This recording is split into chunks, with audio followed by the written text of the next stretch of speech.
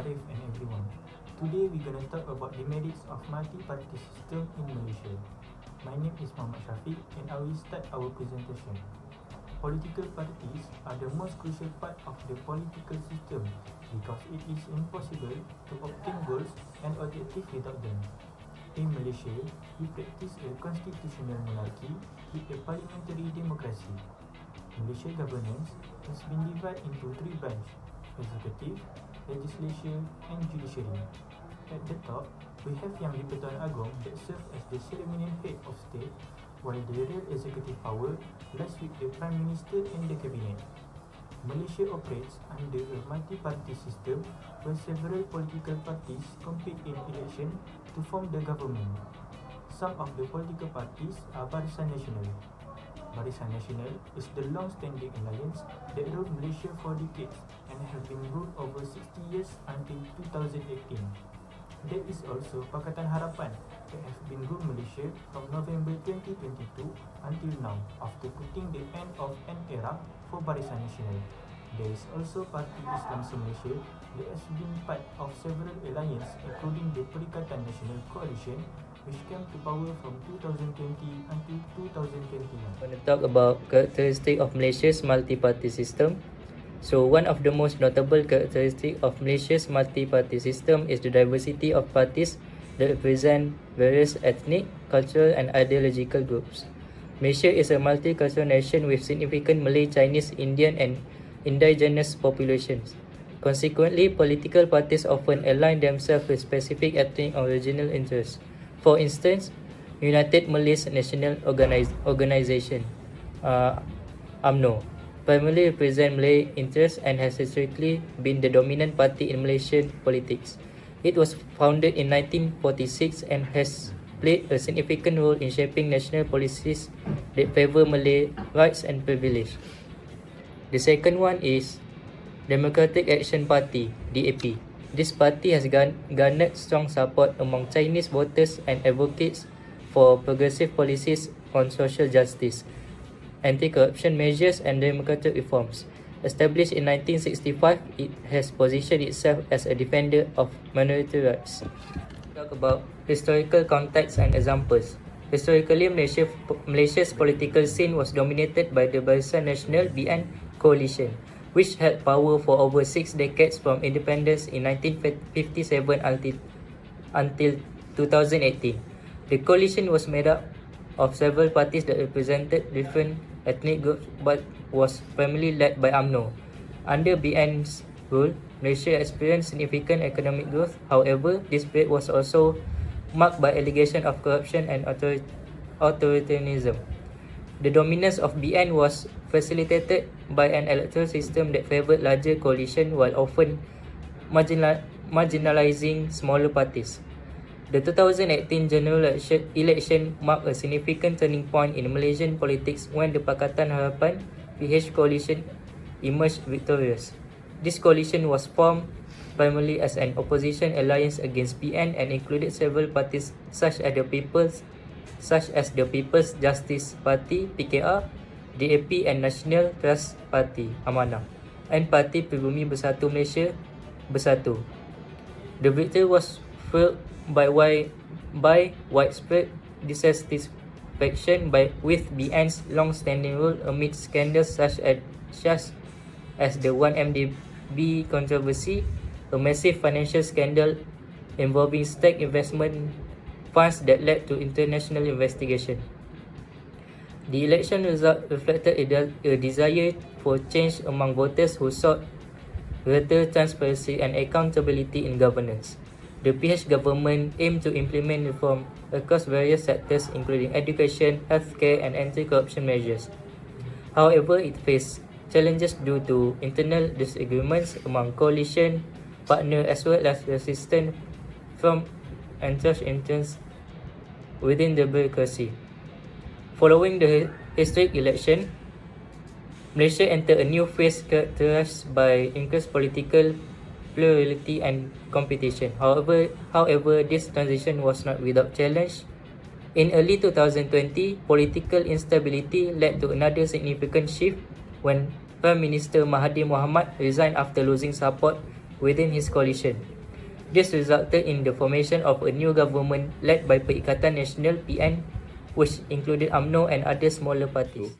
Now, we will discuss about demerits of multi-party system in Malaysia. So the first point is there will be a complexity in governance. First of all, coalition formation in a multi-party system. Governments are often formed through a coalition that includes multiple parties, such as right now we have Pakatan Harapan and Barisan Nasional in a coalition party to form a government. Each party will bring their own interests and ideological perspective, which can complicate the governance process.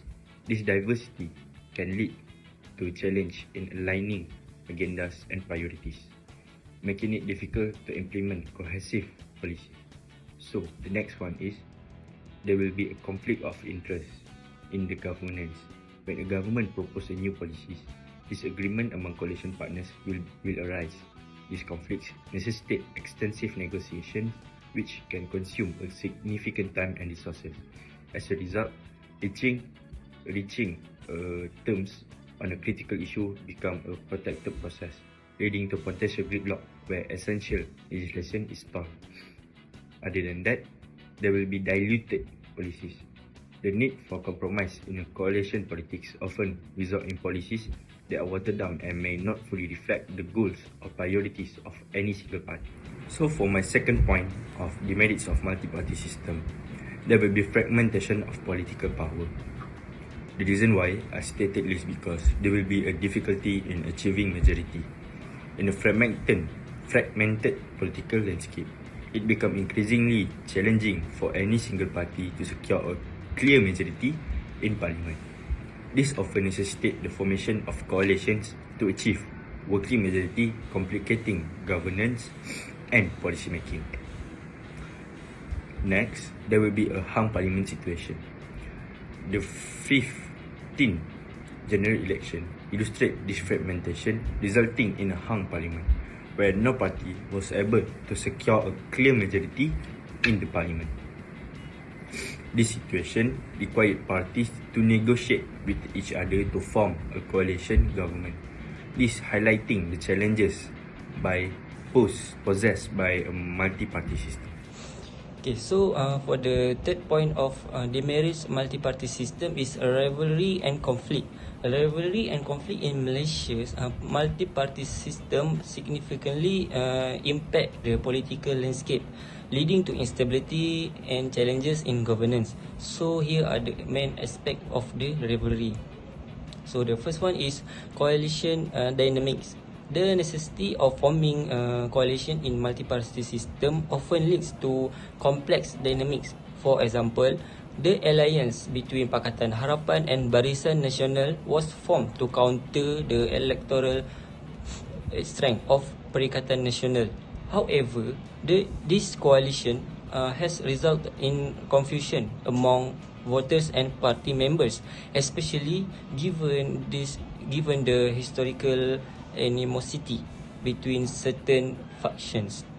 The need to balance diverse interests can lead to conflicts that distract from effective governance. Okay. For the second point is competition for Malay support. Rivalry is particularly pronounced among parties vying for Malay support, which is crucial in Malaysian politics. The competition between traditional parties like UMNO and newer entities such as Bersatu Parti Pribumi Bersatu Malaysia creates a battle of two tigers scenario where each party seeks to assert dominance over the Malay political landscape. This rivalry can exacerbate ethnic tension and lead to polarization among voters. In Malaysia's multi-party system creates high costs that affect governance and the economy. These costs come from fragmented politics, excessive government spending, and corruption. Let's explore these issues further. So the first one is fragmented politics. So in Malaysia, many political parties compete for power. This makes it hard for them to work together and make decisions quickly. Because of this, because of this fragmentation, election become very expensive. Parties need to raise a large amount of money to fund campaign. To get this money, politicians often rely on patronage network. This means they use government resources to reward supporters, which leads to inefficiency and corruption. Tak nak baca dah. So the second one is high government spending. Malaysia government spends a lot on running the country, especially on subsidies and public service. By 2023, federal operating expenses are expected to reach 301 billion, or 75 and 6% of the total budget. Thank you everyone. To conclude everything, I'm gonna recap the main points regarding the demerits of multi-party system that has been held back the effectiveness of the governance. The complexity in governance due to ideological difference among coalition that result in complicated decision making and can lead to weakened policies and slow legislative process. The division of political power also has worsened this problem, and the difficulty to secure majority approval can result in a hung parliament like what happened in Malaysia 2022 general election. This coalition, they are created from necessities, can create more problems such as frequent change in leadership, and this instability negatively impact country capability to achieve consistent growth. There are some of suggestions for improvement that have been discussed to address this issue, such as strengthen collaboration among coalition partners.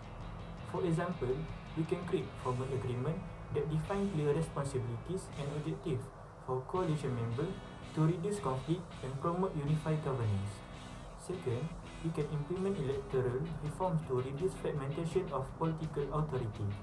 We can promote the creation of embracing parties with common ideology and lessening the reliance on unstable coalitions. Last but not least, we need to encourage dialogue and unity building methods among and within parties to guarantee that governance are in line with the country's long-term development objectives.